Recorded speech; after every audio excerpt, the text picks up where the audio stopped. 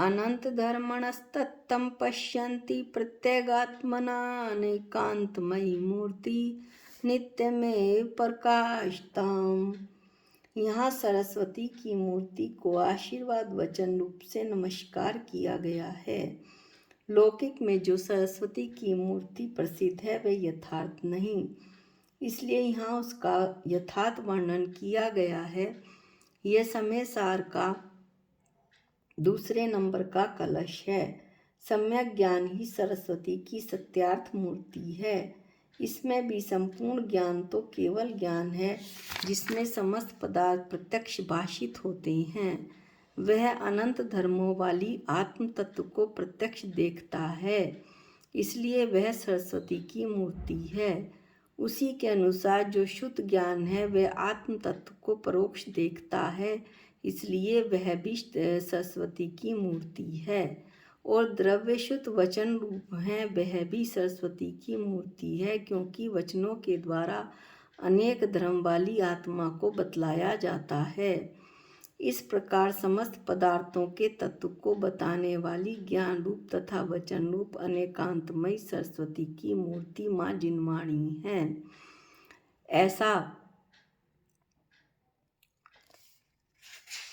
ऐसे इन कुछ लाइनों का, पंक्तियों का जो बहुत ही सुंदर हैं, समय सार की हम अध्ययन करके, पाठन करके अपने मूल उद्देश्य पर आते हैं। हम मास्टर की का अध्ययन कर रहे हैं और उसमें हम उन शब्दों को ले रहे हैं जिनके चार चार भेद हैं। आज जो पहला शब्द है वो है संघ। संघ में चार आते हैं, मुनि, आर्यिका, शावक, श्राविका। जैन संघ में आते हैं मुनि, आर्यिका और श्रावक, श्राविका। इनके समुदाय को जैन संघ कहते हैं। मुनि और आर्यिका गृह त्यागी वर्ग है और श्रावक और श्राविका गृही वर्ग है, यानी घर में रहने वाला वर्ग है। जैन संघ में ये दोनों बराबर रहते हैं। जब ये वर्ग नहीं रहेंगे तो जैन संघ भी नहीं रहेगा, और जैन संघ नहीं रहेगा तो जैन धर्म भी नहीं रहेगा। इस तरह की बात आचार्य बतलाते हैं। अब जो अगला भेद है वो है चार मंगल, चार उत्तम और चार शरण। इनको हम एक साथ पढ़ते हैं। चार मंगल, अनंत सिद्ध साधु केवली द्वारा परिणीत धर्म। चार उत्तम, अनंत सिद्ध साधु केवली द्वारा परिणीत धर्म। चार शरण, अनंत सिद्ध साधु केवली द्वारा परिणीत धर्म। जिनवाणी में ऐसा बताया है, चत्तारी मंगलम, अरहंता मंगलम, सिद्धा मंगलम, साहू मंगलम, केवली प्रणत्तो धम्मो मंगलम। चत्तारी लोग उत्तमा, अरहंता लोग उत्तमा, सिद्धा लोग उत्तमा, साहू लोग उत्तमा, केवली पन्नत्तो धम्मो लोग उत्तमा। चत्तारी शरणम पवजामी, अरहंत शरणम पवजामी, सिद्धे शरणम पवजामी, साहू शरणम पवजामी, केवली पन्नत्तम धम्मम शरणम पवजामी।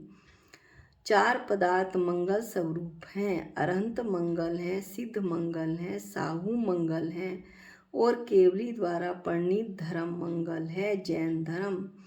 लोक में चार पदार्थ सर्वश्रेष्ठ हैं। अरहंत सर्वश्रेष्ठ हैं, सिद्ध सर्वश्रेष्ठ हैं, साधु सर्वश्रेष्ठ हैं और केवली द्वारा बताया हुआ धर्म सर्वश्रेष्ठ है। मैं चार की शरण में जाता हूँ।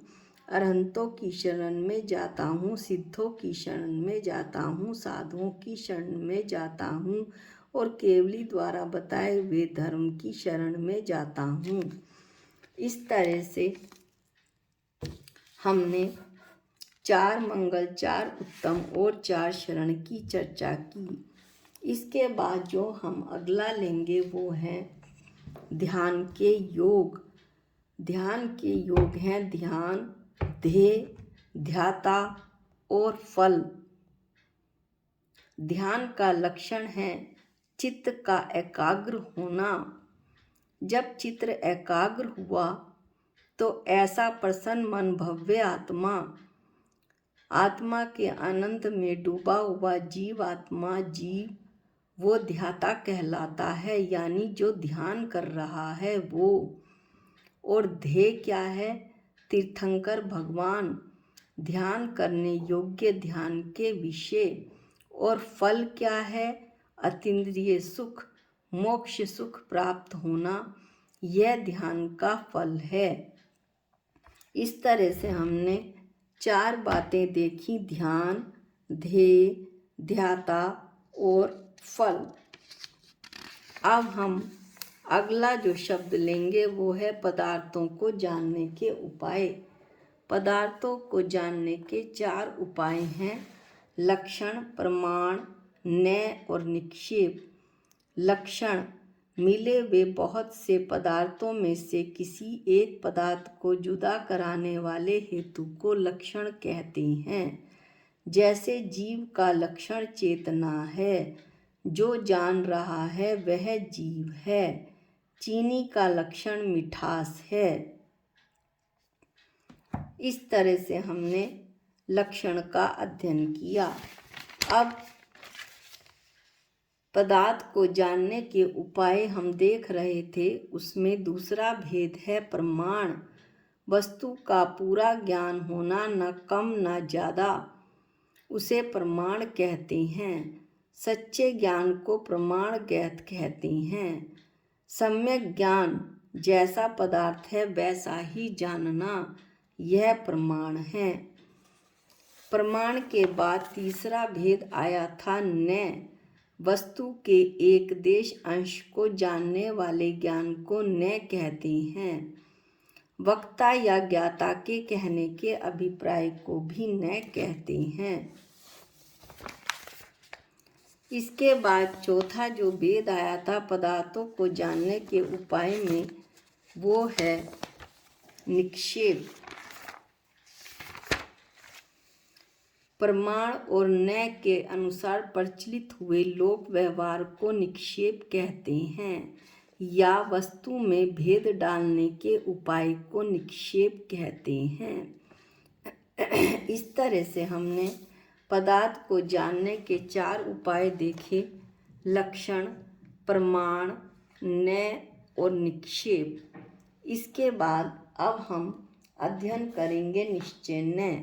निश्चय न्याय के 4 भेद हैं, परम शुद्ध निश्चय न्याय, शुद्ध निश्चय न्याय, एक देश शुद्ध निश्चय न्याय, अशुद्ध निश्चय न्याय।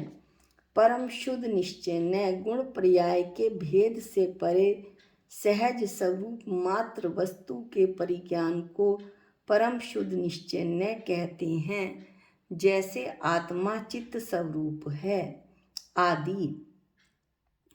शुद्ध निश्चय न्याय एक ही द्रव्य में उसी द्रव्य की शुद्ध पर्याय के जानने के उपाय को शुद्ध निश्चय न्याय कहते हैं, जैसे जीव का केवल ज्ञान आदि। अशुद्ध निश्चय न्याय एक ही द्रव्य में उसी द्रव्य की अशुद्ध पर्याय को जानने को अशुद्ध निश्चय न्याय कहते हैं, जैसे जीव का राग देश रूप परिणमन आदि। अब हम देखते हैं एक देश शुद्ध निश्चय न्याय। स्त्री व पुरुष इन दोनों के संयोग से उत्पन्न हुए पुत्र के समान, और चूना तथा हल्दी इन दोनों के मेल से उत्पन्न हुए लाल रंग के समान, ये राग देश कषाय जीव और कर्म इन दोनों के संयोग से उत्पन्न होते हैं। जब न्याय की विवक्षा होती है तो विवक्षित एक देश शुद्ध निश्चय न्याय से ये कषाय कर्म से उत्पन्न हुए कहे जाते हैं, नहीं तो अशुद्ध निश्चय न्याय से ये जीव जनित कहे जाते हैं, और साक्षात शुद्ध निश्चय न्याय से तो ये हैं ही नहीं। इस प्रकार आज हमने काफ़ी सारे शब्द जिनके 4-4 भेद थे उनका अध्ययन कर लिया। अब हम जो अगले वीडियो में स्टार्ट करेंगे वो हैं एक एक जो शब्द है उसके 5-5 भेद हैं, जैसे परमेष्ठी, अणुव्रत, महाव्रत, समिति, ज्ञान चेतना, अनर्थ दंड, अस्तिकाय द्रव, इंद्रियां। इसी तरह से और बहुत सारे हम शब्दों का अध्ययन करेंगे।